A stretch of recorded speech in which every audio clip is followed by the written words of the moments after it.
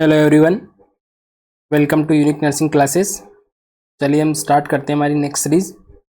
First MCQ is which type of test is done to assess the near vision. Option A Snellen chart test, option B Jaeger card test, option C stereo test, option D confrontation test.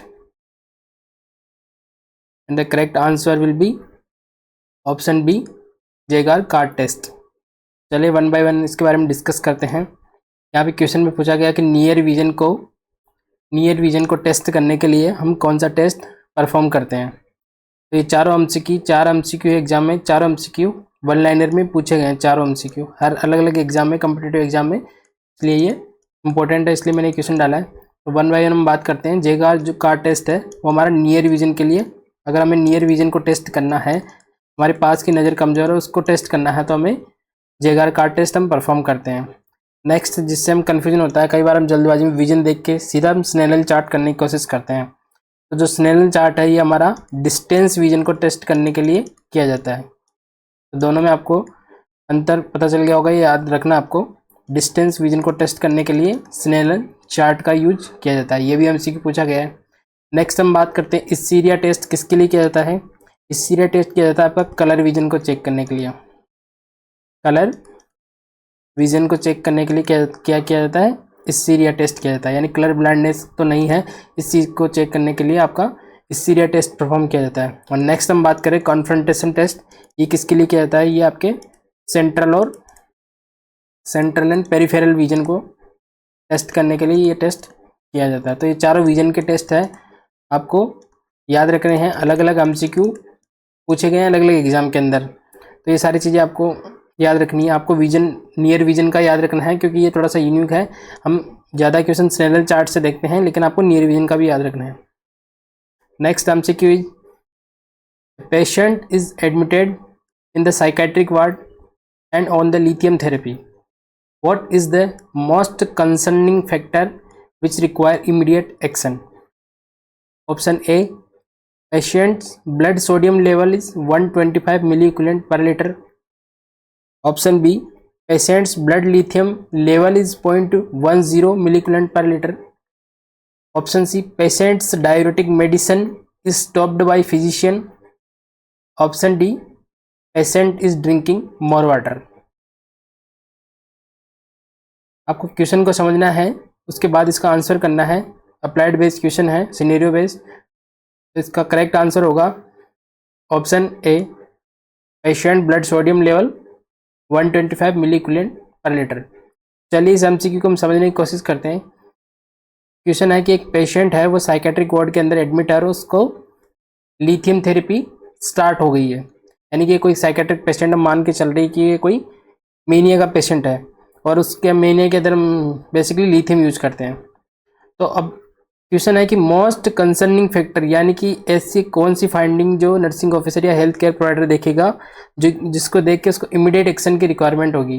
Concerning factor यानी कि उसको देख के चिंता होगी उस finding को। तो हमारा ऑप्शन ए करेक्ट हो जाएगा। तो चलिए लिथियम के बारे में हम डिस्कस करते हैं। लिथियम से एग्जाम में बहुत सारे क्वेश्चन पूछे जाते हैं। यहाँ पे कुछ चीज़ों को मैं आपको क्लियर करने की कोशिश करता हूँ। लिथियम है एंटीमेनिक ड्रग के रूप में यूज किया जाता है। एंटीमेनिक ड्रग के रूप में लिथियम का यूज किया जाता है। ओनली आयोनिक ड्रग होती है लिथियम। और क्या क्वेश्चन आता है इसका, ओनली आयोनिक ड्रग। ये भी एमसीक्यू एग्जाम में पूछा गया है कि आयन फॉर्म के रूप में कौन सी ड्रग प्रेजेंट होती है। तो कौन सा हो गया आपका, लिथियम। और ये है एक्यूट इस एंटीमेनिक के अंदर जो लिथियम है उसका नॉर्मल लेवल पे भी क्वेश्चन पूछा गया है कि नॉर्मल लेवल कितना होता है। तो हम दो लेवल पे इसके बात करते हैं। सीरम लिथियम लेवल की अगर हम बात करें, सीरम लिथियम लेवल की अगर हम बात करें तो दो लेवल पे इसमें से हम क्वेश्चन पूछा था। एक होता है आपका इसका प्रोफाइलेक्टिक लेवल, वो कितना होता है, वो होता है आपका 0.5 to 0.8 milliequivalent per litre. आपको ये यूनिट भी याद रखनी है, mg पर dl में नहीं होता, मिली इक्विवेलेंट पर लीटर में होता है। ये है इसका प्रोफाइलेक्टिक लेवल। और अगर हम थ्योरापेटिक लेवल की बात करें, थ्योरापेटिक लेवल इसका जो होगा आपका 0.8 to 1.2 milliequivalent per litre. तो ये एग्जाम पॉइंट टू से बहुत इंपॉर्टेंट एमसीक्यू, वन लाइनर भी पूछा जाता है और सिनेरियो बेस भी इसमें से क्वेश्चन पूछा जाता है लिथियम के अंदर से। तो पहला क्या है, ये एंटीमेनिक ड्रग है, ओनली आयनिक ड्रग है, ये भी एमसीक्यू है। दोनों लेवल पूछे जाते हैं, आपको प्रोफाइलेक्टिक लेवल भी याद करना है और थेरापेटिक लेवल भी आपको याद करना है। नेक्स्ट हम बात करें कि जो टॉक्सिसिटी है वो किसके कितने लेवल से ऊपर देखी जाती है, तो वो होती है आपकी 1.5 मिली इक्विवेलेंट पर लीटर पे टॉक्सिसिटी के सिम्टम हमें देखने को मिलते हैं। फिर इसको फर्दर अलग अलग क्लासिफिकेशन होता है, माइल्ड, मॉडरेट, सीवियर, हम जब डिटेल में पढ़ेंगे उसके बारे में। तो यहाँ पे जो ऑप्शन बी है, ऑप्शन बी है कि patient's blood lithium level is 0.10 milliequivalent per litre. तो ये कंसर्निंग फैक्टर होगा क्या, नहीं होगा। क्यों, क्योंकि ये तो नॉर्मल लेवल के अंदर आप देख पा रहे हैं कि जो नॉर्मल लेवल है थेरापेटिक 0.8 to 1.2 है, और यहाँ पे पेशेंट का जो लिथियम लेवल है वो 0.10 मिली इक्विवेलेंट पर लीटर, यानी कि ये तो नॉर्मल है, ये नॉर्मल लेवल है, तो ये कंसर्निंग फैक्टर कैसे हो सकता है। तो ये हमारा ऑप्शन नहीं, आंसर नहीं होगा। नेक्स्ट हम बात करते हैं कि लिथियम के बारे में, ये 2 एमसीक्यू भी पूछे जाते हैं एग्जाम में। नेक्स्ट हम बात करते हैं कि लिथियम से और क्या इंपॉर्टेंट एमसीक्यू पूछे जाते हैं कि लिथियम टॉक्सिसिटी, 3 चीज़ों से हम ध्यान रखते हैं लिथियम टॉक्सिसिटी का। वो 3 चीज़ें कंसर्निंग फैक्टर के रूप में यूज की जाती है लिथियम टॉक्सिसिटी में। पहला, पेशेंट को हाइपोनेट्रीमिया की कंडीशन नहीं होनी चाहिए, हाइपोनेट्रीमिया, ठीक है। दूसरा होता है पेशेंट डायूरेटिक यूज नहीं करना चाहिए जब लिथियम चल रहा हो, डायूरेटिक थेरेपी कॉन्ट्राइंडिकेटेड, ठीक है। और तीसरा, पेशेंट डिहाइड्रेट नहीं होना चाहिए, मोर वाटर पेशेंट को यूज करना चाहिए जब लिथियम थेरेपी हो। अब हमारा क्वेश्चन हम समझने की कोशिश करते हैं। यहाँ पे हम देख पा रहे हैं कि पेशेंट का जो सोडियम लेवल है वो 125 है। नॉर्मल लेवल की हम बात करें तो वो होता है आपका 135 to 145, लेकिन आप यहाँ देख पा रहे हैं कि यहाँ का जो पेशेंट का जो ब्लड सोडियम लेवल है वो 125 मिली, यानी कि कम है। तो हमने यहाँ पे बात करी थी कि हाइपोनेट्रीमिया की अगर पेशेंट के अंदर कंडीशन है तो वो किसको लीड्स करती है, क्या कॉज करती है, और लिथियम टॉक्सिसिटी कॉज करती है। तो ऐसे पेशेंट को हम लिथियम नहीं चला सकते। तो जैसे ही पेशेंट, जो नर्सिंग ऑफिसर है वो ये रिपोर्ट देखेंगे, सोडियम लेवल और हेल्थ केयर प्रोवाइडर को इन्फॉर्म करेंगे। कंसर्निंग फैक्टर है, क्योंकि सोडियम का लेवल कम होता है तो लिथियम टॉक्सिसिटी के चांसेस पेशेंट में बढ़ जाते हैं। तो कितने एमसीक्यू इसमें से हो गए, जैसे कि एंटीमेनिक ड्रग हो गया, आपका आयनिक ड्रग हो गया, प्रोफाइलेक्टिक लेवल, थेरापेटिक लेवल, और टॉक्सिसिटी के सिम्टम किस लेवल के ऊपर देखे जाते हैं। इसको हम थोड़ा सा डिटेल में पढ़ने की कोशिश करते हैं कि ऐसा क्यों होता है कि हाइपोनेट्रीमिया की कंडीशन में लिथियम टॉक्सिसिटी पेशेंट के अंदर देखने को मिलती है। मान लीजिए आपका लिथियम है, हम पेशेंट के अगर हम लिथियम, इसका पहले मैकेनिज्म ऑफ एक्शन समझने की कोशिश करते हैं कि मैकेनिज्म ऑफ एक्शन क्या है लिथियम का। ये क्या करता है, inhibit the non epinephrine from pre synaptic neuron. इसके मैकेनिज्म एक्शन से भी कई बार क्वेश्चन पूछा जाता है, तो आपको याद रखना है। इससे क्या होगा, जो पोस्ट सिनेप्टिक नॉर एपिनेफ्रिन है उसका लेवल कम हो जाता है, post synaptic non epinephrine decrease हो जाता है। अब इतना सा आपको सिर्फ इसमें दिमाग नहीं लगाना, इसमें सिर्फ आपको याद रखना है, क्योंकि हम मेनिया के अंदर लिथियम को यूज कर रहे हैं, और मेनिया के अंदर मैंने आपको बताया था कि कौन सा न्यूरोट्रांसमीटर सबसे ज़्यादा इंक्रीज होता है मेनिया के अंदर, जो होता है आपका सेरोटोनिन, इंक्रीज सेरोटोनिन, ठीक है। और कई बार हमें देखने को मिलता है इंक्रीज नॉर एड्रेनलिन भी। ये चीज़ें आपको याद रखनी कि जो आपका मेनिया है, मेनिया के अंदर सबसे ज़्यादा लिथियम को हम यूज करते हैं। तो इसका मैकेनिज्म ऑफ एक्शन क्या है, मैकेनिज्म ऑफ एक्शन है कि ये नॉन एपिनेफ्रिन के रिलीज को कम कर देता है, और जिसकी वजह से post synaptic non epinephrine level increase हो जाता है। तो इस प्रोसेस को ये रोक देता है, जिससे कि नॉन एपिनेफ्रिन का लेवल बढ़ नहीं पाता है। तो ये मैकेनिज्म ऑफ एक्शन आपको याद रखना। अब हम जो क्वेश्चन पूछा जाता है कि हाइपोनेट्रीमिया की कंडीशन है लिथियम के अंदर क्यों टॉक्सिसिटी कोज करती है, तो मान लीजिए हम इस तरीके से हम पढ़ते हैं कि आपकी ये पीसीटी है, ये लूप ऑफ हेनले है, और ये डीसीटी है, और कुछ इस तरीके से आपकी ये अगर नेफ्रॉन के स्ट्रक्चर पढ़े बोमन कैप्सूल्स है, तो यहाँ पे जो पंप होते हैं, मान लीजिए आपके यहाँ पे सोडियम पंप है, सोडियम पंप यहाँ पे प्रेजेंट होते हैं पीसीटी के अंदर। अब क्या होगा, नॉर्मली कंडीशन के अंदर क्या होता है, बॉडी यहाँ पे सोडियम की अब्जॉर्प्शन करती है, जिसके साथ साथ वाटर का भी अब्जॉर्प्शन होने लगता है, यानी कि सोडियम के साथ वाटर भी अब्जॉर्ब होता है पीसीटी के थ्रू। ये नॉर्मल फिनोमिना है। लेकिन क्या होता है, जब हम जैसे पेशेंट है जिसको हम लिथियम थेरेपी स्टार्ट कर रखे हैं, लिथियम थेरेपी पेशेंट है, और पेशेंट को अगर हाइपोनेट्रीमिया की कंडीशन डेवलप हो गई है, पेशेंट को क्या डेवलप हो गया है, हाइपोनेट्रीमिया डेवलप हो गया है। अब इस कंडीशन में क्या करेगी, बॉडी को जैसे ही पता चला कि बॉडी के अंदर हमारे सोडियम की जो नॉर्मल वैल्यू है वो कम हो गई, तो क्या करेगी, यहाँ पे जो सोडियम का अब्जॉर्प्शन है ये बढ़ा देगी। क्या करेगी, सोडियम का अब्जॉर्प्शन हाइपोनेट्रीमिया कंडीशन के अंदर क्या होगा, बॉडी क्या करेगी, इंक्रीज सोडियम रीअब्जॉर्प्शन। क्योंकि बॉडी को तो सोडियम का लेवल नॉर्मल करना है, उसको नहीं पता कि पेशेंट लिथियम थेरेपी पे है या कुछ है या नहीं, उसके लिए सोडियम जरूरी है, तो बॉडी क्या करेगी, जो नॉर्मल रीअब्जॉर्प्शन था उसकी रेट को बढ़ा देगी। अब जैसे ही पेशेंट के अंदर सोडियम के अब्जॉर्प्शन की रेट बढ़ती है, तो यहाँ पे जो सोडियम है, सोडियम के साथ साथ जब लिथियम यहाँ पे पहुँचता है, नॉर्मली जो लिथियम एक्सक्रीट हो रहा था, एक्सेसिव लिथियम, लेकिन अब यहाँ हाइपोनेट्रीमिया कंडीशन के अंदर क्या होगा, लिथियम भी रीअब्जॉर्ब होने लग जाता है। तो सोडियम के साथ लिथियम भी बाइंड होके रीअब्जॉर्ब होने लगता है, यानी कि लिथियम जो नॉर्मली एक्सक्रीट आउट हो रहा था, जितना यूज हो रहा था बॉडी में, उसके अलावा जितना एक्सक्रीट आउट हो रहा था, तो सोडियम का भी के साथ साथ लिथियम का भी रीअब्जॉर्प्शन बढ़ जाता है और increase lithium level in blood. तो लिथियम का लेवल ब्लड के अंदर बढ़ जाता है और ब्लड के अंदर लिथियम की हमें टॉक्सिसिटी देखने को मिलती है। तो ये आपको मैकेनिज्म है कि जब हाइपोनेट्रीमिया की कंडीशन होती है तो लिथियम टॉक्सिसिटी क्यों देखने को मिलती है, क्योंकि क्या होता है, जैसे हाइपोनेट्रीमिया डेवलप होता है, बॉडी सोडियम का रीअब्जॉर्प्शन करने लग जाती है सोडियम को मेंटेन करने के लिए, और सोडियम के रीअब्जॉर्प्शन के साथ साथ वो लिथियम को भी रीअब्जॉर्ब कर लेती है, और जो इसलिए जो लिथियम एक्सक्रीट आउट होना था वो नहीं हो पाता है, रीअब्जॉर्ब हो जाता है, इंक्रीज लिथियम लेवल हो जाता है, ब्लड के अंदर टॉक्सिसिटी हो जाती है लिथियम की। इसलिए ये एक मोस्ट कंसर्निंग फैक्टर है कि कोई पेशेंट है उसके अंदर हाइपोनेट्रीमिया की कंडीशन नहीं होनी चाहिए जब लिथियम थेरेपी वो पेशेंट है। नेक्स्ट हम बात करते हैं, एक और हमारे ऑप्शन में था कि डायूरेटिक पेशेंट का फिजिशियन ने बंद कर दिया, तो क्या ये मोस्ट कंसर्निंग फैक्टर है क्या?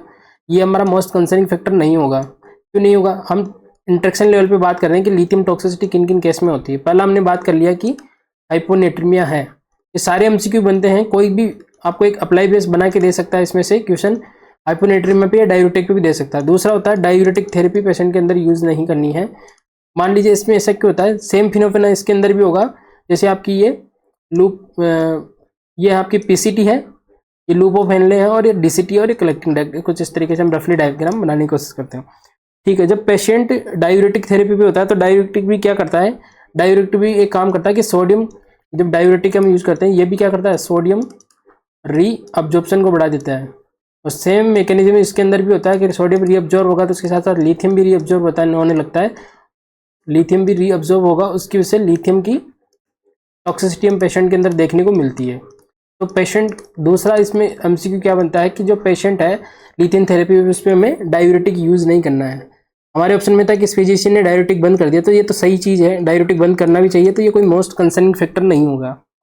नेक्स्ट हमारा एक और ऑप्शन था कि पेशेंट ज़्यादा से ज़्यादा क्या करना है, मोर ड्रिंकिंग वाटर। पेशेंट ने क्या कर दिया है लिथियम थेरेपी के साथ, मोर ड्रिंकिंग वाटर, यानी पानी ज़्यादा पीने लग गया है। तो क्या ये मोस्ट कंसर्निंग फैक्टर? ये भी नहीं होगा, क्योंकि जब पेशेंट ज़्यादा पानी पिएगा तो रीअब्जॉर्प्शन कम हो जाता है, टॉक्सिसिटी के चांस कम होते हैं। लेकिन अगर पेशेंट ने अगर डिहाइड्रेटेड और पानी कम पीता है तो बॉडी क्या करेगी, सोडियम रीअब्जॉर्ब करेगी, सेम फिनोमेना होगा, लिथियम टॉक्सिसिटी में देखने को मिलती है। तो ये सारे एमसीक्यूज इसके अंदर बनते हैं। तो लिथियम के अंदर हमारी अलग अलग रिस्पॉन्सिबिलिटी होती है, हम अलग अलग, हम जब लिथियम पूरा डिस्कस करेंगे इसके बारे में, मैकेनिज्म एक्शन को समझने की कोशिश करेंगे। हमारा क्वेश्चन यही था कि पेशेंट साइकेट्रिक वार्ड में एडमिट है तो लिथियम थेरेपी उस पर स्टार्ट है, तो मोस्ट कंसर्निंग फैक्टर, ऐसा कौन चिंता वाला कारण होगा जो हमें इमीडिएट एक्शन रिक्वायरमेंट होगा, तो हमारा होगा ब्लड सोडियम लेवल अगर डिक्रीज है तो लिथियम टॉक्सिसिटी के चांसेस बढ़ जाते हैं, तो ये होगा। नेक्स्ट ऑप्शन था हमारा, ये नॉर्मल लेवल है, सी वाला जो था कि डायूरेटिक मेडिसिन स्टॉप कर दी फिजिशियन, ये तो अच्छी बात है, डायूरेटिक अगर स्टॉप नहीं करता तो लिथियम टॉक्सिसिटी होने के चांस थे। और फोर्थ ऑप्शन हमारा patient is drinking more water, तो ये भी करेक्ट है, तो हमारा ये भी आंसर नहीं होगा क्योंकि ये भी कंसर्निंग फैक्टर नहीं होगा, क्योंकि पेशेंट अगर लिथियम थेरेपी पे उसको ज़्यादा ज़्यादा पानी पीना है। तो इस तरीके से scenario based question very very important exam point of view से, और ये क्वेश्चन पूछा गया है 2 या 3 बार एग्जाम में, लिथियम टॉक्सिसिटी से रिलेटेड और हाइपोनेट्रीमिया के रिलेटेड। जैसे डिजॉक्सिन में पोटेशियम का रोल होता है, वैसे लिथियम में सोडियम का सबसे ज़्यादा रोल होता है। तो क्वेश्चन इस तरीके से पूछा जाता है कि पेशेंट लिथियम थेरेपी पे है तो कौन सा जो इलेक्ट्रोलाइट इम्बेलेंस है लिथियम टॉक्सिसिटी कोज कर सकता है, तो वो कौन सा होगा आपका, हाइपोनेट्रीमिया। इस तरीके से क्वेश्चन आगा। आपको याद रखनी कि सोडियम बहुत ही ज़्यादा इंपॉर्टेंट है लिथियम थेरेपी के अंदर। नेक्स्ट हम बात करते हैं, क्वेश्चन 3 हमारा है, a patient is admitted in the psychiatric ward and on the anti depressant therapy mono amino oxidase inhibitors. What is the nursing priority for the patient who is taking mono amino oxidase inhibitor? Give the medicine at bedtime. Option B. Give the medicine empty stomach with glass of water. Option C. Advise the patient to avoid eating cheese, chocolate and banana. Option D. Advise the patient to take drug when no one is surrounding. आपको इसका answer करना है, पहले question को समझना है, उसके बाद इसको आंसर करना है. इसका जो हम करेक्ट आंसर होगा वो होगा ऑप्शन सी, यानी कि पेशेंट को एडवाइस करना है कि उसे चीज़, चॉकलेट या बनाना यूज़ नहीं करना है. तो हम इस क्वेश्चन को समझते हैं. ये भी अप्लाइड क्वेश्चन है, very very important exam point of view से, और क्वेश्चन एग्जाम में पूछा गया है 2 या 3 बार. ये भी क्वेश्चन एग्जाम में 2 या 3 बार से ज़्यादा ही एग्जाम में क्वेश्चन पूछा गया है अलग अलग लैंग्वेज की. हम बात करते हैं कि पेशेंट साइकेट्रिक वार्ड में एडमिट है, उसके अंदर कौन सी थेरेपी चल रही है. यानी कोई डिप्रेशन का पेशेंट तो उसके अंदर एंटी डिप्रेशन थेरेपी चल रही है, और उसके अंदर भी कौन सी चल रही है, मोनो अमाइनो ऑक्सीडेज इनहिबिटर. तो कौन सी नर्सिंग प्रायोरिटी होगी इस पेशेंट के अंदर. बेसिकली जो मोनो अमाइनो ऑक्सीडेज इनहिबिटर के बारे में क्वेश्चन है कि जब मोनो अमाइनो ऑक्सीडेज इनहिबिटर चल रहा होता है तो हमें किस चीज़ का हमें ध्यान रखना होता है.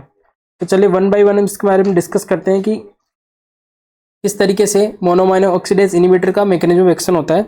सबसे पहले हम बात करते हैं कि अगर डिप्रेशन का पेशेंट है, डिप्रेशन का पेशेंट, तो हम 3 न्यूरोट्रांसमीटर की बात करते हैं जो कि कम हो जाते हैं. पहला होता है आपका डिक्रीज सेरोटोनिन.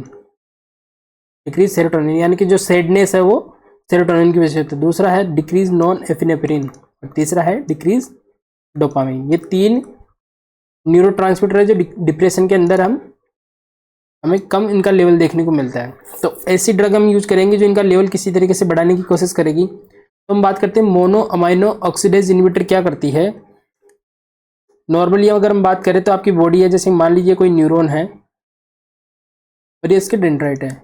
नॉर्मल फिनोमेना में क्या होता है कि बॉडी से जो न्यूरॉन है उससे जो न्यूरोट्रांसमीटर सिक्रेट होता है वो कौन सा होता है, नॉन एफिनेफ्रिन. मान लीजिए एक न्यूरॉन है वो नॉन एफिनेफ्रिन सिक्रेट कर रही है, और यहाँ पे ये दूसरी न्यूरॉन है, जब यहाँ पे सिनेप्सिस है, यहाँ पे स्पेस होता है 2 न्यूरॉन के बीच को सिनेप्स बोलते हैं. तो नॉन एफिनेफ्रिन यहाँ पे रिलीज होगा और दूसरी वाली न्यूरॉन से यहाँ पे बाइंड हो जाएगा. ये नॉर्मल फिनोमेना है. अब क्या होता है, यहाँ सिनेप्सिस के अंदर एक एंजाइम प्रेजेंट होता है, इसको हम बोलते हैं मोनो अमाइनो ऑक्सीडेज. कौन सा एंजाइम होता है, मोनो अमाइनो ऑक्सीडेज. ये क्या करता है, जो नॉन एपिनेफ्रिन है इसको ये क्या करता है, ब्रेक डाउन करता है. ऑक्सीडेज से आपको समझ में आ रहा होगा, ऑक्सीडेशन करता है, इसका ब्रेक डाउन करता है. तो जो मोनो अमाइनो ऑक्सीडेज है क्या करता है, जितने भी मोनो अमाइनो एसिड जो है उससे बनने वाले न्यूरोट्रांसमीटर का ब्रेकडाउन करता है. मोनो अमाइनो एसिड, इससे कौन कौन से न्यूरोट्रांसमीटर बनते हैं आपके, जैसे आपका नॉन एपिनेफ्रिन, सेरोटोनिन और डोपामिन. ये तीनों का प्रीकर्सर है मोनो अमाइनो. ठीक है. मोनो अमाइनो ऑक्सीडेज इनहिबिटर ये क्या करता है, इनसे बने एंजाइम को ब्रेकडाउन, न्यूरोट्रांसमीटर को ब्रेकडाउन करता है.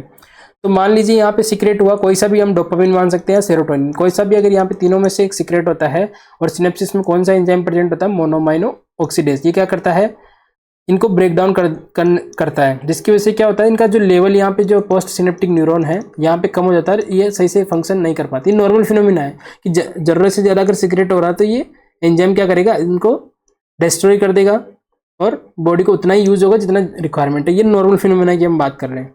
अगर डिप्रेशन के अंदर क्या होगा, डिप्रेशन के अंदर तो हम पहले ही बात कर रहे हैं कि तीनों ही लेवल कम है, और अगर मोनो अमाइनो ऑक्सीडेज काम करेगा तो और कम कर देगा. तो हम ऐसी ड्रग यूज करेंगे जो इस मोनो अमाइनो ऑक्सीडेज ड्रग को क्या कर देगी, इनिबिट कर देगी.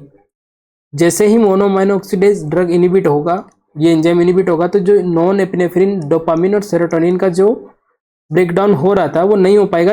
यहाँ पे रिसेप्टर है, वो रिसेप्टर के लिए ज़्यादा अवेलेबल होंगे. तो इस तरीके से क्या करेगा, इनडायरेक्टली नॉन एपिनेफ्रिन, सेरोटोनिन और डोपामिन का लेवल इनडायरेक्टली इस तरीके से बढ़ाता है. कौन, मोनो अमाइनो ऑक्सीडेज इनहिबिटर वाली जो ड्रग कैटेगरी होती है. इतना आपको समझ में आ गया. ठीक है. अब क्या होता है, जैसे मोनो अमाइनो ऑक्सीडेज इनका प्रीकर्सर है, इनका प्रीकर्सर एक और होता है, वो होता है आपका टायरोसिन. यहाँ पे हम अलग स्लाइड में इसको समझने की कोशिश करते हैं. मान लीजिए ये मोनो अमाइनो ऑक्सीडेज इनहिबिटर हम पेशेंट के अंदर यूज़ कर रहे हैं. ठीक है. ये एक न्यूरॉन है, यहाँ पे जो सीक्रेट हो रहे कौन से, नॉन एड्रेनलिन, सेरोटोनिन और डोपामिन, और दूसरी न्यूरॉन ये. ठीक है। और ये आपका सिनेप्सिस यानी कि दोनों के बीच का स्पेस, और यहाँ पे कौन सा एंजाइम प्रेजेंट होता है, मोनो अमाइनो ऑक्सीडेज। इतना डिटेल में इसलिए समझा रहा हूँ क्योंकि ये क्वेश्चन बार बार एमसीक्यू पूछा गया है, इसलिए इसको डिटेल में मैं समझाने की कोशिश कर रहा हूँ आपको, ठीक है। तो ये मोनो अमाइनो ऑक्सीडेज इनको ब्रेक डाउन कर देता है, इसकी वजह से पोस्ट जो ये न्यूरॉन है यहाँ पे रिसेप्टर पे ज़्यादा बाइंड नहीं हो पाते हैं और जरूरत से ज़्यादा एक्शन नहीं होता है इनका, ये नॉर्मल फिनोमेना है।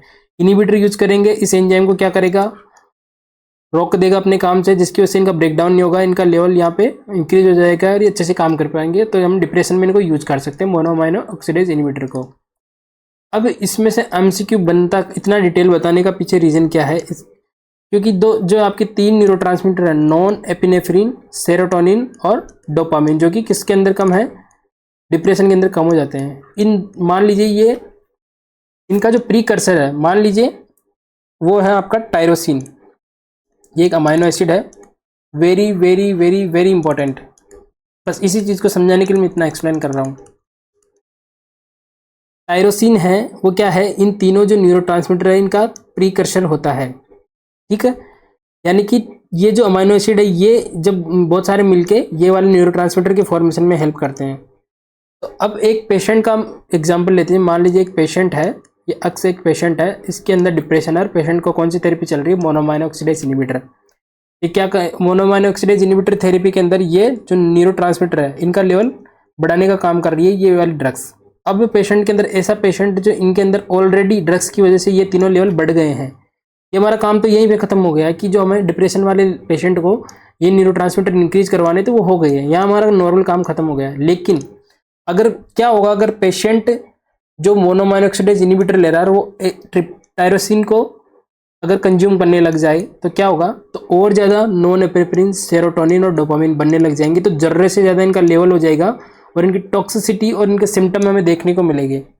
तो बस यही एमसीक्यू इसके अंदर से बनता है। ये क्या एमसीक्यू बनेगा, एक पेशेंट है डिप्रेशन का, उसको कौन सी ड्रग चल रही है, मोनोअमाइनो ऑक्सीडेज इनिबिटर, ठीक है। आपको समझ में आ गया कि मोनोअमाइनो ऑक्सीडेज इनिबिटर किस तरीके से काम करेगा, इस तरीके से ये मोनोअमाइनो ऑक्सीडेज एंजाइम को इनिबिट कर देगा और इनका लेवल बढ़ा देगा। अब यहाँ पे तो नॉर्मल काम तो हो गया हमारा, यह क्या होगा, मोनोअमाइनो ऑक्सीडेज हमने यूज किया, नॉन एड्रेनालिन भी बढ़ गया, सेरोटोनिन भी बढ़ गया और डोपामिन भी बढ़ गया, ये तो हमारा नॉर्मल काम अचीव हो गया हमें, जो हम करना चाह रहे थे ड्रग से। लेकिन अब इस पेशेंट को ध्यान नहीं रहा, उसने क्या करा, ऐसी डाइट ले ली जिसके अंदर टायरोसिन है। अब ये टायरोसिन क्या है, टायरोसिन इनका प्रीकर्सर है, इनके फॉर्मेशन में हेल्प करता है। अब पेशेंट के अंदर नॉर्मल लेवल तो हमने अचीव कर ही लिया था, लेकिन अब टायरोसिन अगर जैसे ही पेशेंट ने ऐसी डाइट ले ली तो अब क्या होगा, नॉन एड्रेनालिन का जो लेवल एक इतना बढ़ना चाहिए था वो क्या करेगा, और ज़्यादा बढ़ गया। डोपामिन की हम बात करें, जो इतना बढ़ना चाहिए था वो और ज़्यादा बढ़ गया। और सेरोटोनिन का लेवल जो इतना ज़्यादा हमें चाहिए था, लेकिन टायरोसिन के खाने की वजह से पेशेंट ने टायरोसिन डाइट ले ली और ज़्यादा बढ़ गया। अब क्या होगा, जैसे ही पेशेंट ने टायरोसिन कंटेनिंग डाइट ली तो ज़रूरत से ज़्यादा हमारे पास ये नॉन एड्रेनालिन और डोपामिन, सेरोटोनिन हमारी बॉडी के अंदर हो गए, इनके सिम्टम हमें देखने को मिलेंगे। और आप सबको पता है कि नॉन एड्रेनालिन एक न्यूरोट्रांसमीटर है जो कि अपने सिंपैथेटिक नर्वस सिस्टम में आपकी इमरजेंसी सिचुएशन के अंदर काम आता है। तो ये क्या करता है, आपकी बीपी बढ़ाने का काम करता है। तो हाइपर टेंशन कंडीशन पेशेंट के अंदर डेवलप हो जाएगी, वहाँ पे वेजोकॉन्स्ट्रिक्शन होगा क्योंकि ज़रूरत से ज़्यादा न्यूरोट्रांसमीटर बन गए हैं। तो और पेशेंट को क्या हो जाएगा, पेशेंट चला जाएगा हाइपर टेंसिव क्राइसिस। पेशेंट को क्या हो जाएगा, हाइपर टेंसिव क्राइसिस।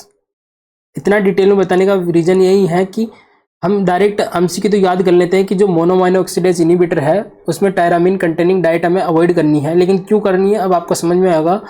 तो ऐसे पेशेंट के अंदर क्या होगा, हाइपर टेंसिव क्राइसिस, बीपी बढ़ जाएगा, हेडेक, स्वेटिंग, पुपिल डायलेशन हो जाएगा, टिकिकार्डिया, और पेशेंट की कई बार जान भी जा सकती है। एक और इसमें जो एमसीक्यू हाइपरटेंशन क्राइसिस हो गया, इसके अंदर कौन सी डीओसी कौन सी यूज करते हैं हम, यहाँ पे लिख लीजिए MCQ,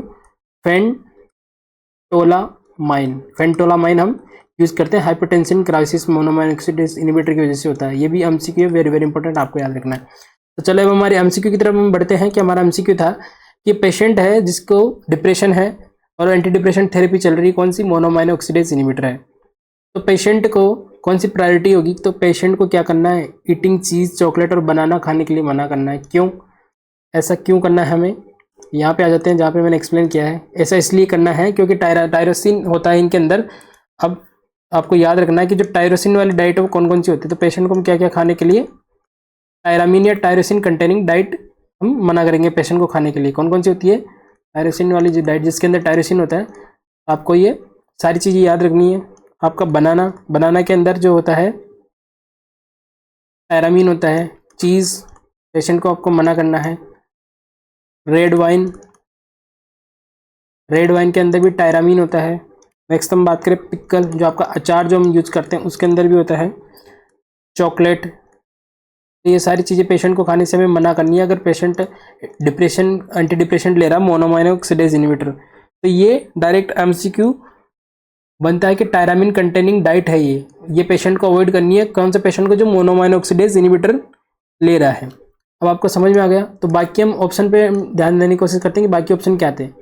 give the medication at the bed time, ये बेसिकली एसएसआरआई के लिए यूज होता है। जैसे कि एसएसआर सेलेक्टिव एंटी डिप्रेशेंट के अंदर हम अलग अलग ड्रग्स यूज करते हैं, जिसमें से एक कैटेगरी है मोनोमाइन ऑक्सीडेज इनहिबिटर, एक है जैसे कि सेलेक्टिव सेरोटोनिन रीअपटेक इनहिबिटर। ये डीओसी होती है वैसे डिप्रेशन की, सबसे ज़्यादा इनको यूज किया जाता है। ये डीओसी है डिप्रेशन की। ये भी एमसीक्यू बनता है कि कौन सी कैटेगरी ऑफ ड्रग डीओसी है डिप्रेशन की। यूज तो मोनोमाइन ऑक्सीडेज इनहिबिटर भी करते हैं, लेकिन एसएसआरआई डीओसी होती है।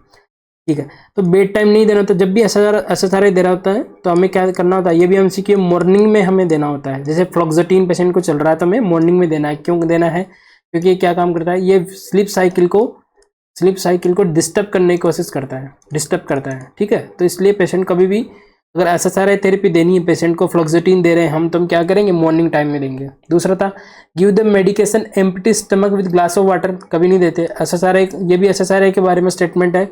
ये लाइट फूड के साथ हम देते हैं। क्यों? क्योंकि पेशेंट के अंदर हेडेक होता है, लाइट हेडनेस पेशेंट के अंदर देखने को मिलता है। तो हमेशा जो एसएसआरआई है वो लाइट फूड के अंदर साथ हमें देना है। और advise the patient to take drug when no one is surrounding, ये तो सबसे ज़्यादा गलत है। इसमें से क्या एमसीक्यू बनता है? एमसीक्यू बनता है कि एक पेशेंट है, वो डिप्रेशन का पेशेंट है, ठीक है। उसमें सुसाइड वगैरह के थॉट आ रहे थे पहले। डिप्रेशन का पेशेंट है और पेशेंट को हमने एसएसआरआई स्टार्ट करा, यानी कि सेलेक्टिव सेरोटोनिन रीअपटेक इनहिबिटर, हमने एंटी डिप्रेशन थेरेपी आज करी।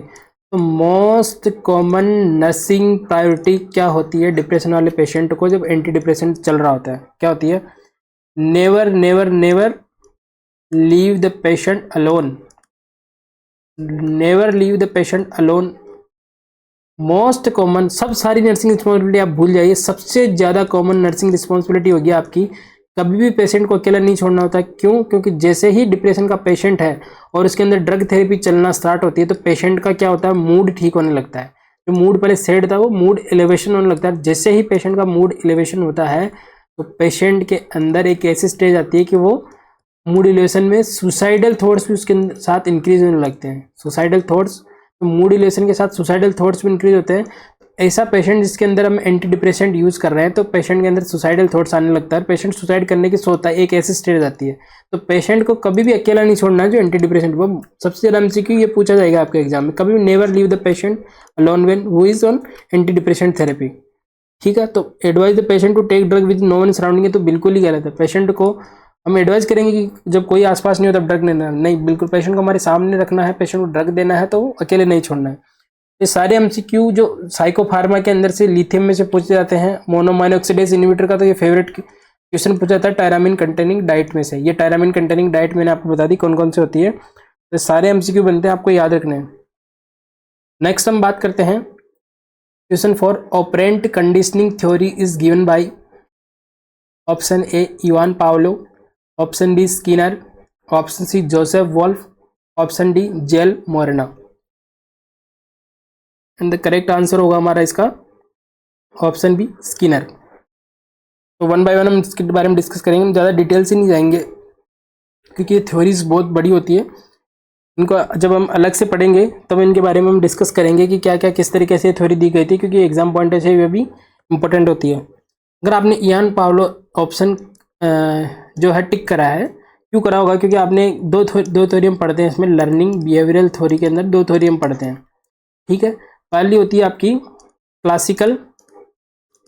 Classical conditioning theory, classical conditioning theory, ठीक। और दूसरी होती है आपकी operand conditioning theory, operand conditioning theory. जो क्लासिकल कंडीशनिंग थ्योरी है वो किसने दी थी? वो दी थी इवान पावलो ने। तो ये वेरी वेरी इंपॉर्टेंट एमसीक्यू है, इवान पावलो ने, ये एमसीक्यू लगा लीजिए। क्लासिकल कंडीशनिंग थ्योरी किसने दी थी? इवान पावलो ने। और ऑपरेंट कंडीशनिंग थ्योरी दी थी स्किनर ने। तो आपको डिफरेंस पता चल गया होगा। आपको इवान पावलो ज़्यादा याद रहता है क्योंकि आपने क्लासिकल कंडीशन थ्योरी के बारे में ज़्यादा सुना है। ऑपरेंट कंडीशन स्किनर ने दी थी। तो ये एमसीक्यू आपको याद रखना है। इनके दोनों के अलग अलग जो नाम होते हैं, इन पर भी क्वेश्चन आता है। जो क्लासिकल कंडीशनिंग थ्योरी है उसको हम बोलते हैं conditional response theory. Conditional response theory, इसमें जो वर्ड कीवर्ड रेस्पॉन्स आपको याद रखना है। सीआर थ्योरी किसने दी थी? किसका दूसरा नाम है? क्लासिकल कंडीशन का। और अगर ऑपरेंट कंडीशन की बात करें, ऑपरेंट कंडीशन का भी दूसरा नाम होता है, वो होता है आपका response stimuli theory. Response stimuli theory, इसके अंदर हम स्टिमुलाई पे फोकस करना है। रेस्पॉन्स स्टिमुलाई थ्योरी डिटेल में इसके बारे में बाद में करेंगे। जिसमें इवान पावलो में यहाँ पे एक डॉग वाला एग्जांपल दिया था कि बेल बजाते खाना देता था और उसके अंदर सलाइवा प्रोड्यूस होने लगता था। तो ये क्लासिकल कंडीशन का एग्जाम्पल था। और यहाँ पे एक जो केट है उसको एक पिंजरे में रोटी का टुकड़ा डाल के यहाँ पे बजर बनाने के लिए यहाँ पे जो इसका बटन है उसको दबाने के लिए प्रेरित किया जाता था। तो ये अलग एग्जाम्पल है, इसको हम बाद में डिस्कस करेंगे। फर्स्ट एमसीक्यू, इवान पावलो ने कौन सी थ्योरी दी? जो क्लासिकल कंडीशन। स्किनर ने ऑपरेंट कंडीशन। इनका दोनों का दूसरा नाम है। जोसेफ वोल्फ ने कौन सी दी? Systematic desensitisation. इसने दी जोसेफ वोल्फ ने। Very very important. जो फोबिया है, फोबिया के अंदर सबसे पहले मोस्ट कॉमन ट्रीटमेंट जो हम साइकोथेरेपी यूज करते हैं वो होगा सिस्टेमेटिक डिसेंसिटाइजेशन। फ्लडिंग इसका आंसर नहीं होता है। फ्लडिंग फोबिया में यूज करते हैं, लेकिन अगर मोस्ट कॉमन की बात करें तो मोस्ट एक्यूरेट जो हम बात करते हैं सिस्टेमेटिक डिसेंसिटाइजेशन होता है। ये भी एमसीक्यू बनता है कि सिस्टेमेटिक डिसेंसिटाइजेशन। क्वेश्चन ये आता है कि फोबिया के लिए कौन सी हम साइकोथेरेपी यूज करते हैं?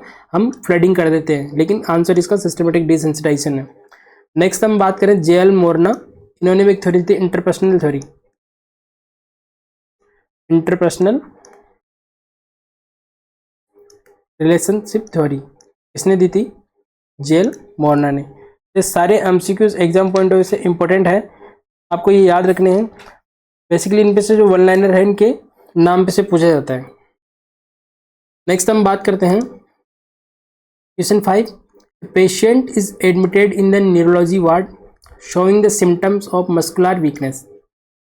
Neurologist suspect myasthenia gravis in patient and perform the tensilon test. After test, patient suddenly showing hypotension, bradycardia and drooling of saliva. What condition patient is showing? Option A myasthenia gravis, option B myasthenia crisis, option C cholinergic crisis, option D hypersensitivity reaction. तो इसका answer आपको करना है। Question को पहले समझने की कोशिश करना है। अप्लाइड बेस्ड क्वेश्चन है, वेरी वेरी इंपॉर्टेंट है। कमेंट में आया था कि आपको अप्लाइड बेस्ड और सिनेरियो बेस्ड क्वेश्चन चाहिए, इसलिए मैंने ये कुछ क्वेश्चन डाले हैं। और ये क्वेश्चन ऑलरेडी एग्जाम में पूछे गए हैं। ऑलरेडी एग्जाम में ये क्वेश्चन इस तरीके से पूछे गए हैं लैंग्वेज के अंदर, इसलिए मैंने क्वेश्चन डाले हैं। तो इसका करेक्ट आंसर होगा आपका कोलिनर्जिक क्राइसिस। चलिए क्वेश्चन को हम समझने की कोशिश करते हैं। एक पेशेंट है जो कि न्यूरोलॉजी वार्ड के अंदर एडमिट है और पेशेंट को क्या सिम्टम आ रहे हैं? मस्कुलर वीकनेस हो रही है पेशेंट को, ठीक है। तो न्यूरोलॉजिस्ट अभी कंफर्म नहीं है, वो सस्पेक्ट करता है कि हो सकता है पेशेंट को माइस्थेनिया ग्रेविस हो सकता है। तो माइस्थेनिया ग्रेविस के लिए हम पहले बात करें कि एक टेस्ट किया जाता है, वो होता है टेंसिलोन टेस्ट। तो उसने टेंसिलोन टेस्ट परफॉर्म कर दिया। जैसे उसने टेंसिलोन टेस्ट परफॉर्म करा तो सडनली उसने hypotension, bradycardia, drooling of saliva patient के अंदर सिम्टम्स होने लगते हैं। तो ये कौन सी कंडीशन को शो कर रहा है? तो ये कंडीशन हो गया आपकी कोलिनर्जिक क्राइसिस। इसको हम समझने की कोशिश करते हैं। मान लीजिए आपकी ये न्यूरॉन है, न्यूरॉन का जो टर्मिनल बटन है, ये एक न्यूरॉन होती है, ये एक्सोन है। हमने नर्वस सिस्टम में अच्छे से डिटेल पढ़ा है, इनके टर्मिनल बटन है। और यहीं से जो न्यूरोट्रांसमीटर रिलीज होता है पैरासिम्पैथेटिक सिस्टम वाला जो होता है एसिटाइल कोलिन, तो हम इसी को बोलते हैं टर्मिनल बटन, ठीक है। ये टर्मिनल बटन है, ये एक चैनल है और ये मान लीजिए आपके कोई ये मसल्स है, ठीक है, ये आपकी स्केलेटन मसल्स है। अब इस जो टर्मिनल बटन है इसके अंदर एसिटाइल कोलिन भरा होता है, यहाँ पे रिलीज होता है एसिटाइल कोलिन सिनेप्सिस के अंदर। ये सिनेप्स है, सॉरी ये है न्यूरो मस्कुलर जंक्शन। तो यहाँ पे इसका रिसेप्टर है एसिटाइल कोलिन का। बहुत सारे रिसेप्टर होते हैं, मल्टीपल 1000 रिसेप्टर होते हैं एसिटाइल कोलिन के। अब ये क्या करेगा? ये एसिटाइल कोलिन अपने रिसेप्टर से बाइंड होता है और muscles contraction, increase muscles contraction, in normal phenomena की हम बात कर रहे हैं। तो मसल हमारी कॉन्ट्रैक्ट कैसे होती है, ब्रेन में सिग्नल गया, एसिटाइल कोलिन रिलीज हुआ न्यूरोमस्कुलर जंक्शन पे, और क्या करा वहाँ पे, जो मसल्स पे एसिटाइल कोलिन रिसेप्टर है वहाँ पे बाइंड हुआ और मसल को कॉन्ट्रैक्ट करा। ये हमारा नॉर्मल फिनोमेना है। जैसे हमने मोनोमाइन ऑक्सीडेज की जैसे बात करी थी, वहाँ यहाँ पे भी एक एंजाइम होता है, इसको बोलते हैं एसिटाइल कोलिन एस्ट्रेज। ये क्या करता है, एक्सेसिव जो एसिटाइल कोलिन बच जाता है जिसका काम नहीं, जैसे कि यहाँ पे हमारा मसल कॉन्ट्रैक्शन हो गया लेकिन फिर भी एसिटाइल कोलिन बचा हुआ एक्स्ट्रा, उसको ये क्या करता है, एसिटाइल कोलिन को ये ब्रेक डाउन करने की कोशिश करता है, ब्रेक डाउन करता है ताकि जो एक्सेसिव लेवल नहीं बने एसिटाइल कोलिन का। इतना नॉर्मल फिनोमेना है। अब माइस्थेनिया ग्रेविस के अंदर, पेशेंट के अंदर क्या होता है, जो एसिटाइलिन कोलिन है इनके रिसेप्टर है, इनके खिलाफ क्या होता है, एंटीबॉडी का फॉर्मेशन होने लग जाता है। किसके खिलाफ, इसके अगेंस्ट, एसिटाइलिन कोलिन रिसेप्टर के अगेंस्ट। ये क्या है, क्योंकि जो माइस्थेनिया ग्रेविस है ये न्यूरोमस्कुलर ऑटोइम्यून डिजीज है, यानी कि बॉडी इम्यूनिटी, खुद की इम्यूनिटी खुद के अगेंस्ट यूज होने लग जाती है। बॉडी एंटीबॉडी बनाएगी यहाँ पे किसके खिलाफ, एसिटाइलिन कोलिन रिसेप्टर के खिलाफ। तो ये एंटीबॉडी क्या करेगी, इन रिसेप्टर को पहले ही आके कनेक्ट हो जाएगी, जुड़ जाएगी। तो जो एसिटाइलिन कोलिन है उसके लिए कोई रिसेप्टर बचता ही नहीं यहाँ पे कनेक्ट होने के लिए, मतलब बहुत कम रिसेप्टर बचते हैं, क्योंकि ज़्यादा एंटीबॉडी जो हमारी बॉडी ने बनाई थी वो जुड़ जाती है। इसकी वजह से एसिटाइलिन कोलिन अपने रिसेप्टर से बाइंड नहीं हो पाता, मसल कॉन्ट्रैक्शन नहीं होता। इसलिए माइस्थेनिया ग्रेविस में हमें क्लासिकल सिम्टम देखने को मिलता है, क्या, मस्कुलर वीकनेस। ये माइस्थेनिया ग्रेविस की सारी कहानी थी कि किस तरीके से माइस्थेनिया ग्रेविस होता है, बहुत शॉर्ट में मैंने आपको समझाया इसको। अब हम बात करते हैं कि ऐसा कोई पेशेंट होता है तो इसके ट्रीटमेंट, अगर माइस्थेनिया ग्रेविस का हमें ट्रीटमेंट करना है तो हम कैसे करेंगे, हम दो तरीके से ट्रीटमेंट करेंगे। पहला तो कोई ऐसी ड्रग दे दे जो कि एसिटाइलिन कोलिन की तरह ही काम करती हो, तो वो डायरेक्ट जो जितने भी कम रिसेप्टर बचे हैं उस पर जाके ज़्यादा से ज़्यादा कनेक्ट होगी और हमारे मसल कॉन्ट्रैक्शन करवाएगी। एक तो ये ड्रग हम दे सकते हैं ट्रीटमेंट माइस्थेनिया ग्रेविस का। क्या होगा कि ऐसी ड्रग दे दे जो एसिटाइलिन कोलिन की तरह है, जो काम करेगी, ठीक है। दूसरी हमारी अप्रोच क्या हो सकती है ट्रीटमेंट की, ऐसी ड्रग दे दे जो इस एंजाइम को ब्लॉक कर दे, एसिटाइलिन कोलिन एस्ट्रेज जो एंजाइम है इसको इनहिबिट कर दे। तो इसको इनहिबिट करने से क्या होगा, जो थोड़ा बहुत जो एसिटाइलिन कोलिन जो है उसका ब्रेकडाउन हो रहा था उसका रुक जाएगा, और जो इवेंचुअली जो एंड रिजल्ट क्या होगा, इस एसीएच का जो ब्रेकडाउन हो रहा था वो रुक जाएगा, एसिटाइलिन यहाँ पे इंक्रीज हो जाएगा। यहाँ पे हम एंटीबॉडी को तो हम कम नहीं कर रहे, लेकिन जितना एसिटाइलिन कोलिन उसको बढ़ाने की कोशिश कर रहे हैं ताकि जो जितने भी जो बचे हुए रिसेप्टर उन पे ज़्यादा से ज़्यादा एसिटाइलिन कोलिन बाइंड करें और हम माइस्थेनिया ग्रेविस को ट्रीट कर पाएँ। ये इसका माइस्थेनिया ग्रेविस की सारी कहानी थी, इसकी ट्रीटमेंट ही। अब हम समझने की कोशिश करते हैं जब टेंसिलोन टेस्ट क्या होता है। जब पेशेंट को माइस्थेनिया ग्रेविस होता है तो जो डॉक्टर है वो क्या करता है, टेंसिलोन क्या है, एक एसिटाइलिन कोलिन एस्ट्रेज इनहिबिटर है, ठीक है। और यही हमने बात करी थी कि माइस्थेनिया ग्रेविस की ट्रीटमेंट में ऐसी ड्रग भी दी जाती है जो कि एसिटाइलिन कोलिन एस्ट्रेज एंजाइम को इनहिबिट कर देती है। तो जैसे ही पेशेंट को टेंसिलोन टेस्ट हम परफॉर्म करते हैं, नॉर्मल हम बात कर रहे हैं माइस्थेनिया ग्रेविस में, तो ये क्या करेगा, एसिटाइलिन कोलिन के लेवल को यहाँ पे बढ़ा देगा, क्योंकि ब्रेकडाउन को कम कर देगा और जो मस्कुलर वीकनेस है वो क्या हो जाएगी, ठीक हो जाएगी। तो माइस्थेनिया ग्रेविस के सिम्टम क्या होंगे, इम्प्रूव। अगर हमने टेंसिलोन टेस्ट परफॉर्म किया और पेशेंट के जो सिम्टम है वो इम्प्रूव हो गए तो ये कंफर्म हो जाता है कि पेशेंट को क्या है, माइस्थेनिया ग्रेविस। इसी तरीके से टेस्ट परफॉर्म किया जाता है। इतनी सारी चीज़ आपको समझ में आ गई। अगर बोरिंग लग रहा है तो मैं बता दूँ, इसमें से आपके नर्वस सिस्टम में से क्वेश्चन भी आपके सोल्व हो जाएंगे, ठीक है। माइस्थेनिया ग्रेविस वाले क्वेश्चन भी इससे आपके सोल्व हो जाएंगे, ट्रीटमेंट वाले, और साथ साथ ही जो हमारे अप्लाइड बेस्ड क्वेश्चन है। तो आपको ध्यान से समझना है, थोड़ा सा लेंदी मैं इसको करने की कोशिश कर रहा हूँ, लेकिन आपके सारे कॉन्सेप्ट में क्लियर करने की कोशिश कर रहा हूँ यहाँ पे, ठीक है। तो अब क्या होगा, जब टेंसिलोन दिया जाता है तो टेंसिलोन क्या है, एक एसिटाइलिन कोलिन एस्ट्रेज इनहिबिटर है, और वो क्या करता है, एसिटाइलिन कोलिन के ब्रेकडाउन को रोक देगा और एसिटाइलिन कोलिन के लेवल को बढ़ा देगा, जिसकी वजह से यहाँ पे बचे हुए रिसेप्टर एसिटाइलिन कोलिन अच्छे से काम करेगा, मसल कॉन्ट्रैक्शन कराएगा, और जो माइस्थेनिया ग्रेविस के जो सिम्टम आ रहे थे, क्या सिम्टम थे, मसल्स वीकनेस, वो क्या होंगे, इंप्रूव हो जाएंगे, यानी ठीक हो जाएंगे। तो अब इससे क्या कंफर्म हुआ कि पेशेंट को क्या है, माइस्थेनिया ग्रेविस है। तो माइस्थेनिया ग्रेविस के डायग्नोसिस के लिए कौन सा टेस्ट किया जाता है, पहला एमसीक्यू, टेंसिलोन टेस्ट। कौन सा टेस्ट, टेंसिलोन टेस्ट, ठीक है, जिसके अंदर हम एक टेंसिलोन या एंड्रोफोनियम जो ड्रग होती है वो यूज करते हैं बेसिकली। अभी क्या हुआ, जो पेशेंट आया था वार्ड में, जैसे ही पेशेंट के अंदर टेंसिलोन टेस्ट किया डॉक्टर ने, उसके सिम्टम इंप्रूव तो नहीं हुए, लेकिन क्या हुआ, पेशेंट को हाइपोटेंशन हो गया, ब्रेडिकार्डिया हो गया, ड्रोलिंग ऑफ सलाइवा हो गया। तो जो डायग्नोस करने के लिए डॉक्टर ने टेंसिलोन टेस्ट किया था, आइडियली क्या होना चाहिए था इस टेस्ट से कि पेशेंट के सिम्टम इंप्रूव हो जाते तो हमें पता चल जाता है कि पेशेंट को माइस्थेनिया ग्रेविस है, लेकिन ऐसा हुआ नहीं। हुआ क्या है, हाइपोटेंशन हो गया पेशेंट को, ब्रेडिकार्डिया, यानी कि सिम्टम तो इंप्रूव नहीं होता, ये तो कंफर्म हो गया पेशेंट को माइस्थेनिया ग्रेविस नहीं है, क्या नहीं है, माइस्थेनिया ग्रेविस नहीं है। माइस्थेनिया क्राइसिस इसी के एडवांस स्टेज है, जिसके अंदर क्या होता है, ये जो सिम्टम है और वर्स हो जाते हैं सॉरी, और वर्स हो जाते हैं, उसको माइस्थेनिया ग्रेविस कहते हैं। तो बेसिकली क्वेश्चन इनमें से बनता है कि माइस्थेनिया ग्रेविस और कोलिनर्जिक क्राइसिस को पहचानने के लिए टेंसिलोन टेस्ट किया जाता है। अब कोलिनर्जिक क्राइसिस हमने क्यों बोला, अब यहाँ पे हम समझने की कोशिश करते हैं, बस हम इस क्वेश्चन को खत्म कर रहे हैं कि और किस तरीके से इसमें क्वेश्चन पूछा जाता है। तो इस तरीके से ये माइस्थेनिया ग्रेविस के बारे में बात करें। अब पेशेंट को क्या हुआ, जैसे हमने टेंसिलोन टेस्ट करा और पेशेंट ने क्या शो किया, हाइपोटेंशन, और क्या करा उसने, ब्रेडिकार्डिया और ड्रोलिंग ऑफ सलाइवा। तो जो हमने बात करी कि माइस्थेनिया ग्रेविस के लिए टेंसिलोन टेस्ट किया जाता है, तो इस टेंसिलोन टेस्ट का एक जो हम बात करें कि एक तरीके से साइड इफेक्ट हो गया। अब मान लीजिए पेशेंट को माइस्थेनिया ग्रेविस था ही नहीं, अब मान लीजिए पेशेंट को सिर्फ सस्पेक्ट था कि माइस्थेनिया ग्रेविस है, पेशेंट को कोई और वजह से मस्कुलर वीकनेस आ रही थी, लेकिन हमने क्या कर दिया, यहाँ पे टेंसिलोन टेस्ट परफॉर्म कर दिया। टेंसिलोन टेस्ट परफॉर्म किया तो जो एसिटाइलकोलिन था, ये क्या करता है, टेंसिलोन एसिटाइलकोलिन के लेवल को बढ़ा देता है। अगर माइस्थेनिया ग्रेविस होता तो ये नॉर्मल हो जाता है कि एसिटाइलकोलिन लेवल बढ़ा और माइस्थेनिया ग्रेविस के हमारे सिम्टम इंप्रूव हो गए, लेकिन मान लीजिए कि पेशेंट को माइस्थेनिया ग्रेविस सिम्टम है ही नहीं वो डिजीज, तो क्या होगा, तो एसिटाइलकोलिन का लेवल नॉर्मल से ज़्यादा हो जाएगा। पहले माइस्थेनिया ग्रेविस था तो वहाँ पे नॉर्मल करने की कोशिश कर रहे थे, लेकिन अब पेशेंट के अंदर जैसे टेंसिलोन टेस्ट किया और एसिटाइलकोलिन का लेवल नॉर्मल से ज़्यादा होता है। तो आपको हम बता दें कि दो तरीके से न्यूरोट्रांसमीटर होते हैं, एक होता है आपका एसिटाइलकोलिन और एक होते हैं आपके नॉन एड्रेनालिन प्लस एड्रेनालिन।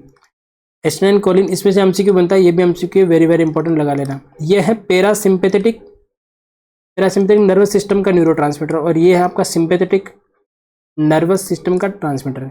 तो जितने भी पैरासिम्पेथेटिक एक्टिविटी वो किससे कंट्रोल होती है, एसिटाइलकोलिन से, यानी कि जो रेस्ट एंड डाइजेस्ट है, तो हमारे डाइजेशन के लिए जितने भी सिक्रेशन किए जाते हैं, और हमारी जो हार्ट रेट है, नॉर्मली हम सोते हैं तब क्या होता है, रेस्ट करके टाइम हमारा क्या होता है, बीपी कम होता है, हमारी हार्ट रेट भी कम होती है। तो रेस्ट के टाइम पे जितने सारे काम करवाता है वो एसिटाइलकोलिन करवाता है, और इमरजेंसी सिचुएशन के लिए जो न्यूरोट्रांसमीटर होता है, जैसे कि हमारी हार्ट रेट को बढ़ाना, बीपी बढ़ाना, कोई थ्रेटनिंग कंडीशन के अंदर, ये नॉन एड्रेनलिन एड्रेनलिन करते हैं। अब नॉर्मल पेशेंट था, उसको माइस्थेनिया ग्रेविस था ही नहीं, टेंसिलोन टेस्ट हमने परफॉर्म किया, एसिटाइलकोलिन नॉर्मल लेवल से ज़्यादा हो गया, तो पेशेंट का जो एसिटाइलकोलिन है वो अपना काम दिखाएगा। क्या काम दिखाएगा, पेशेंट के अंदर जो नॉर्मल से ज़्यादा बीपी डिक्रीज हो जाएगा, और क्या होगा, हार्ट रेट डिक्रीज हो जाएगा, और जो सलाइवा का प्रोडक्शन बढ़ा देता है तो ड्रोलिंग ऑफ सलाइवा स्टार्ट हो जाएगा। तो इस कंडीशन को हम बोलते हैं कोलिनर्जिक क्राइसिस। क्यों बोला, क्योंकि जो एसिटाइलकोलिन एक कोलिनर्जिक न्यूरोट्रांसमीटर है, और कोलिनर्जिक न्यूरोट्रांसमीटर का लेवल या कोलिनर्जिक ड्रग का लेवल अगर ज़्यादा हो जाता है तो उस कंडीशन को बोलते हैं कोलिनर्जिक क्राइसिस। उसकी वजह से जो सिम्टम आ रहे हैं वो कोलिनर्जिक क्राइसिस की वजह से सिम्टम हमें देखने को मिल रहे हैं। ठीक है, तो यही हमारा एमसीक्यू बनता है। अगर इससे एमसीक्यू क्या बनेगा, टेंसिलोन टेस्ट परफॉर्म किया और पेशेंट के सिम्टम इंप्रूव हो गए, तो पेशेंट को क्या कंडीशन है, माइस्थेनिया ग्रेविस है। और टेंसिलोन टेस्ट परफॉर्म करा और पेशेंट के सिम्टम इंप्रूव नहीं होने और ज़्यादा उसको हाइपरटेंशन के सिम्टम्स होते, तो ये पेशेंट क्या है, कोलिनर्जिक क्राइसिस हो गया है। ये माइस्थेनिया ग्रेविस का पेशेंट था ही नहीं। तो टेंसिलोन टेस्ट किसके लिए किया था, माइस्थेनिया ग्रेविस के लिए। थोड़ा सा आपको लेंदी लगा होगा, लेकिन मैंने कोशिश की है माइस्थेनिया ग्रेविस को अच्छे से डिटेल में इसको समझाने की, इसलिए हमारा आंसर क्या होगा, कोलिनर्जिक। ये अप्लाइड बेस्ड क्वेश्चन है, तो इसमें थोड़ा सा हमें दिमाग लगाना पड़ेगा, और तभी हम दिमाग लगा पाएंगे जब हमें सारी डिटेल पता होगी, इसलिए मैंने सारी डिटेल आपको बताने की कोशिश करी है। नेक्स्ट एमसीक्यू में बात करते हैं, which statement is incorrect about the Cushing syndrome. Option A, buffalo hump present in patient. Option B, caused by hyperpituitarism. Option C, bronze appearance in patient. Option D, dexamethasone suppression test is used. यानी correct answer होगा हमारा bronze appearance is patient. ठीक है, हम थोड़ा fast चलते हैं। क्यूसिंग syndrome क्या होता है, दो लेवल में हम बात करते हैं कि एडिशन आपकी एड्रेनल ग्लैंड होता है, उससे अलग अलग हार्मोन्स के सिक्रेशन किए जाते हैं, और इन हार्मोन के सिक्रेशन कम हो जाए तो उसको हम बोलते हैं एडिशन डिजीज, और इन हार्मोन का सिक्रेशन ज़्यादा हो जाए तो हम बोलते हैं क्यूसिंग सिंड्रोम। इतना आपको मैंने पहले की सीरीज में भी डिस्कस कर रखा है। इसके जो हार्मोन होते हैं कौन कौन से होते हैं, आपके मिनरलोकॉर्टिकॉइड, ग्लूकोकॉर्टिकॉइड, एंड्रोजन। अगर इनका लेवल कम हो रहा तो एडिशन डिजीज है, इनका लेवल ज़्यादा हो रहा तो क्यूसिंग सिंड्रोम है। ठीक है, अब क्यूसिंग सिंड्रोम अगर किसी पेशेंट को हो जाता है, और क्यूसिंग सिंड्रोम का दूसरा नाम क्या है, हाइपर सोनिज्म, यानी कि एड्रेनल कॉर्टेक्स के जो सारे हार्मोन का लेवल ज़्यादा हो जाता है, इसलिए हम इसको बोलते हैं हाइपर कॉर्टिसोनिज्म। तो बेसिकली यहाँ पे क्यूसिंग सिंड्रोम के बारे में पूछा गया कि कौन सा इनकरेक्ट स्टेटमेंट है क्यूसिंग सिंड्रोम के बारे में।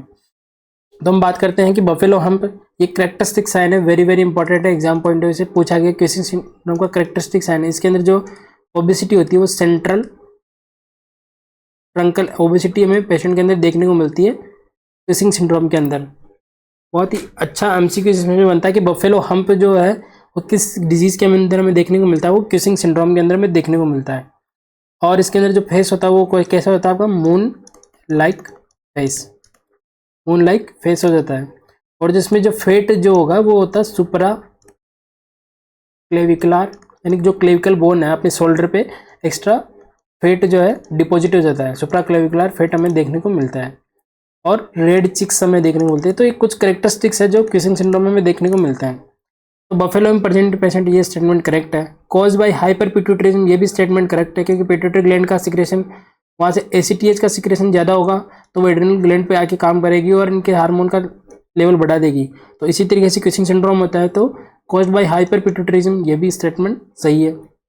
नेक्स्ट हम बात करते हैं कि डेक्सामेथासोन सप्रेशन टेस्ट, ये भी क्वेश्चन में होता है कि डेक्सामेथासोन सप्रेशन टेस्ट किसके लिए किया जाता है, तो ये क्यूसिंग सिंड्रोम के लिए किया जाता है। अब इसमें बात करें कि ब्रॉन्ज अपीयरेंस, ये किसका करेक्टरिस्टिक्स है, ये आपकी एडिसन डिजीज का, मैंने पहले की सीरीज में बताया है, एडिसन डिजीज का करेक्टरिस्टिक्स है। क्यूसिंग सिंड्रोम की बात करें तो इसमें क्या देखने को मिलता है, इसके अंदर देखने को मिलता है हाइपर पिगमेंटेशन। ये सारी चीज़ें आपको क्यूसिंग सिंड्रोम से रिलेटेड याद रखनी है। बेसिकली अगर सिंपल एमसीक्यू बनता है, इतना ही बनता है कि एड्रेनल ग्लैंड का सिक्रेशन जरूरत से ज़्यादा हो रहा है तो वो कौन सी डिजीज है, और कम हो रहा है तो कौन सी डिजीज है, बस इतना ही क्वेश्चन इसमें ज़्यादा बनेगा। और एडवांस लेवल में बनता है तो वो बफेलो हम्प का बनता है, और कुछ इससे और एमसीक्यू बनते हैं, हमने प्रीवियस सीरीज में हम डिस्कस कर लिए थे। नेक्स्ट हम बात करते हैं according to Kretschmer's classification of personality which is the pessimistic personality. Option A pyknic, option B asthenic, option C aesthetic athletic, और यहाँ पे है एथलेटिक, और option D dysplastic. Correct answer will be option B asthenic. Question क्या है, जो personality का क्रेस्टमेयर ने जो क्लासिफिकेशन दिया था उसके अकॉर्डिंग जो पेसिमिस्टिक पर्सनैलिटी कौन सी टाइप की पर्सनैलिटी थी, तो हमारा आंसर होगा एस्थेनिक। तो हम थोड़ा सा वन बाय वन डिस्कस करते हैं। पिकनिक किसको बोला था उन्होंने, जो पर्सन होते हैं राउंड एंड शॉर्ट, यानी कि जो गोल मटोल जो पर्सनैलिटी वाले लोग होते हैं जिनके जो बनावट इस तरीके से होते हैं शॉर्ट एंड राउंड, और कौन होते हैं, ये फनी होते हैं, ये किस में आते हैं, पिकनिक के अंदर आते हैं। इसका एग्जांपल अगर हम देखें तो जॉनी लीवर, जैसे Johnny Lever short round and short है और फनी है, तो वो किस पर्सनैलिटी के अंदर आता है, पिकनिक पर्सनैलिटी के अंदर आता है। नेक्स्ट हम बात करें एस्थेनिक के अंदर कौन आते हैं, एस्थेनिक के अंदर आते हैं जो टॉल एंड थिन लोग जो होते हैं, लंबे और पतले लोग, किसके अंदर दिया क्रेस्टमेयर ने, एस्थेनिक के अंदर। और यहीं से एमसीक्यू आता है कि सबसे ज़्यादा सिजोफ्रेनिया डेवलप होने के चांसेस किस में होते हैं, एस्थेनिक पर्सनैलिटी के अंदर। क्यों, क्योंकि ये कौन से होते हैं, पेसिमिस्टिक होते हैं, ये पेसिमिस्टिक पर्सनैलिटी इसके अंदर देखने को मिलती है। इसका मतलब क्या हो गया, निराशावादी, यानी बात बात पे निराश हो जाते हैं, तो निराशावादी। तो किस में सबसे ज़्यादा सिजोफ्रेनिया डेवलप होने के चांस होते हैं, ये एमसीक्यू पूछा जाता है कि पेसिमिस्टिक कौन सा है पर्सनैलिटी के अकॉर्डिंग देखें तो एस्थेनिक के अंदर। और एथलेटिक के अंदर जो होते हैं ये मस्कुलर होते हैं, यानी कि जितने भी एथलीट लोग होते हैं मस्कुलर होते हैं, बॉडी बिल्डर जो आते हैं वो एथलेटिक के अंदर आते हैं, ठीक है। और ये होते हैं ऑप्टिमिस्टिक, तो आपको याद रखना है ऑप्टिमिस्टिक का मतलब होता है आशावादी, यानी पॉजिटिव होते हैं ये आशावादी, ठीक है। ये एमसीक्यू था। पिकनिक वाले भी जो होते हैं वो आशावादी होते हैं, लेकिन जो एस्थेनिक वाले वो जल्दी से सेड हो जाते हैं, निराशावादी होते हैं, इसलिए इनमें जो सिजोफ्रेनिया है डेवलप होने के चांस सबसे ज़्यादा होते हैं किसमें, एस्थेनिक के अंदर। और डिस्प्लास्टिक क्या है, इन तीनों का कॉम्बिनेशन को हम डिस्प्लास्टिक बोल देते हैं। नेक्स्ट हम बात करते हैं unconsciously repressed the unacceptable real feelings and expressed opposite acceptable feeling is the which type of ego defence mechanism. Option A repression, option B substitution, option C displacement, option D reaction formation. Correct answer क्या होगा इसका, option D reaction formation. Question को हम समझने की कोशिश करते हैं। क्वेश्चन है ईगो डिफेंस मैकेनिज्म का। मैं हर एक सीरीज में एक ईगो डिफेंस मैकेनिज्म का क्वेश्चन डालता हूँ, क्योंकि ये एग्जाम पॉइंट ऑफ व्यू से वेरी वेरी वेरी इंपॉर्टेंट। मैं हर बार बताता हूँ आपको, अच्छे से इसको ध्यान देना, आपको लैंग्वेज पे ध्यान देना है। ईगो डिफेंस मैकेनिज्म की क्या लैंग्वेज पूछ रहा है। चलिए एमसीक्यू को हम समझने की कोशिश करते हैं। अनकॉन्शियसली, पहला तो वर्ड आ गया अनकॉन्शियसली, इसी पे ध्यान देना आपको कि जो भी चीज़ हो रही है वो अनकॉन्शियसली हो रही है। इसमें जो पर्सन है या पेशेंट है उसको कुछ नहीं पता। unconsciously repressed the unacceptable real feeling and expressed opposite acceptable feeling is which type of ego defense mechanism। यानी कि जो हम जो रियल फीलिंग है हमारी, जो हमारे दिल के अंदर जो रियल फीलिंग है वो हम उसको एक्सप्रेस नहीं कर रहे हैं। क्यों? क्योंकि वो सोशली एक्सेप्टेबल नहीं है, अनएक्सेप्टेबल है। लेकिन हमें एक्सप्रेस क्या करना पड़ रहा है? Opposite feeling. क्यों? क्योंकि वो सोशली एक्सेप्टेबल है। तो इसको हम बोलते हैं रिएक्शन फॉर्मेशन। अब इसका एग्जाम्पल आप समझिए। मान लीजिए एक कॉलेज है, कॉलेज के अंदर एक लड़का है और एक लड़की, this is boy and girl. ये लड़का अपने दिल में इस लड़की को बहुत लाइक करता है, ठीक है, बहुत पसंद करता है, बहुत अच्छा मानता है इस लड़की को, ठीक है। लेकिन ये इसको ये बोल नहीं पाता, लेकिन इसकी जो फीलिंग है वो क्या है? ये इससे लव करता है, लाइक करता है इसको, लड़की को, लेकिन ये बोल नहीं पा रहा है। तो ये कौन सी फीलिंग है? इसकी रियल फीलिंग है। रियल फीलिंग क्या है? लव। ये कौन सी फीलिंग है? जो लड़की को पता है कि उसकी रियल फीलिंग क्या है, ये लव है इस लड़की के लिए, ठीक है। लेकिन क्या होगा? उसको डर है कि अगर मैं एक्सप्रेस करूंगा अपनी फीलिंग को तो ये लड़की क्या करनी करेगी? रिजेक्ट कर देगी, या फिर आसपास के जो लोग हैं, इसके फ्रेंड्स वगैरह है, ये इस चीज़ को मजाक उड़ाएंगे, एक्सेप्ट नहीं करेंगे। तो ये क्या करेगा? अब क्वेश्चन को समझिए। ये अनकॉन्शियसली हो रहा है, लेकिन यहाँ पे एग्जांपल में कोशिश समझाने की कोशिश कर रहा हूँ, लेकिन ये जो चीज़ें होती है वो अनकॉन्शियसली होती है। यहाँ पे कॉन्शियसली नहीं करता कोई भी चीज़। तो अनकॉन्शियसली ये बॉय क्या करता है? अनएक्सेप्टेबल रियल फीलिंग, जो इसकी रियल फीलिंग है वो क्या है? लव वाली फीलिंग है, लेकिन ये एक्सेप्टेबल नहीं है। ये एक्सप्रेस करेगा तो सोसाइटी इसको एक्सेप्ट नहीं करेगी। तो इसको तो क्या कर लेगा? ये सप्रेस, यानी कि बताएगा ही नहीं इस लड़की को, सप्रेस कर लेगा। लेकिन कई बार आपने देखा होगा कि अगर वो लाइक करता तो क्या करेगा? इससे गुस्से से बात करेगा। क्या करेगा? गुस्से, एंगर शो करेगा इसके लिए, और ऐसे शो करेगा कि इसको बिल्कुल इसके अंदर इंटरेस्ट नहीं है, यानी इसके अंदर बिल्कुल इंटरेस्ट नहीं है, बिल्कुल लाइक नहीं करता, इस लड़की को बिल्कुल पसंद नहीं करता, इसको देखना ही पसंद नहीं करता। ऐसी फीलिंग पेशेंट इसको शो कर रहा है। क्यों? अपोजिट एक्सेप्टेबल फीलिंग, क्योंकि यही एक्सेप्टेबल है, एक्सेप्टेबल है। ये नॉर्मल लगेगा उसके फ्रेंड को या उस लड़के को, हाँ ठीक है, ये लड़का मुझे इतना ज़्यादा पसंद नहीं करता, तो ये एक्सेप्टेबल। इससे इस लड़के को कोई भी सोसाइटी का प्रेशर नहीं होगा और ये एक्सेप्टेबल करेगी सोसाइटी। अगर ये एक्सप्रेस कर देता तो क्या ये सोसाइटी एक्सप्रेस कर पाती? बहुत सारे कास्ट फैक्टर बहुत सारे आ जाते हैं, तो सोशली अनएक्सेप्टेबल होता है। लेकिन यहाँ पे अपोजिट फीलिंग्स शो करेगा वो, क्योंकि ये क्या है? सोशली एक्सेप्टेबल है। यही लैंग्वेज में क्वेश्चन बनता है कि unconsciously repress the unacceptable real feeling. Real feeling को वो रिप्रेस कर देता है क्योंकि वो एक्सेप्टेबल नहीं है, अनएक्सेप्टेबल है। और अपोजिट फीलिंग यानी लव के अपोजिट एंगर वाली फीलिंग वो शो कर रहा है क्योंकि वो एक्सेप्टेबल है। इस टाइप के ईगो डिफेंस मैकेनिज्म को हम क्या बोलते हैं? Reaction formation. आई होप इसका एग्जाम्पल आपको अच्छे से समझ में आया होगा। नेक्स्ट अगर हम एक और एग्जाम्पल बात करें जो नॉर्मल लाइफ में हम देखने को मिलता है, मान लीजिए ये है सास और ये बहू, mother in law and daughter in law. अब हर घर में ये देखने को मिलता है कि सास और बहू की झगड़े होते हैं। बहू यहाँ पे बहुत गुस्सा करती है सास पे, और सास गुस्सा करती है बहू पे। बहू के दिल में सास को लेकर बहुत एंगर वाली फीलिंग है, बहुत लड़ाई वाली फीलिंग है। तो ये तो क्या है? रियल फीलिंग है जो बहू को पता है। लेकिन क्या ये बाहर जाके, घर से बाहर जाके, या कम्युनिटी में या सोसाइटी में बोल सकती है कि मेरी सास इतनी है,